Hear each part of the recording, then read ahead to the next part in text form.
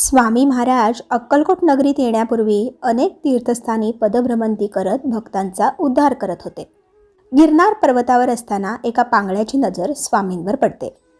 हे कोणी साधेसुधे संन्यासी नसून प्रत्यक्ष दत्त महाराज आहेत असा भाव त्याच्या हृदयातून येतो आणि स्वामींना वंदन करण्याची त्याला तीव्र इच्छा होते. परंतु तो पांगळा असल्याने तो जागचा हलू शकत नव्हता. पण तळमळीने तो प्रार्थना करू लागतो. तेव्हा स्वामींनी त्याच्याकडे बघितले आणि बोलले, अरे रडतोस कशाला? तुला माझे दर्शन घ्यायचे आहे ना, मग धैर्याने उठ.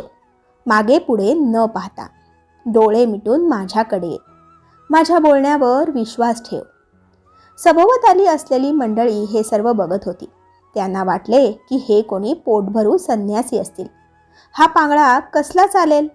परंतु त्या पांगळ्याने स्वामींच्या शब्दांवर पूर्ण विश्वास ठेवला आणि अतिशय धैर्याने हालचाल करण्याचा प्रयत्न करू लागला. आणि चमत्कार घडला. त्याच्या पायामध्ये प्राण आले आणि स्वतःच्या पायाने चालत येत त्याने स्वामींचे दर्शन घेतले. त्याच्या डोळ्यातून आनंदाश्रू घळाघळा वाहू लागले. हा चमत्कार बघून मजा घेणाऱ्या लोकांना सुद्धा स्वामींची ओळख पटली. स्वामी तर प्रत्यक्ष दत्तमूर्ती आहेत हा विश्वास सर्वांना आला.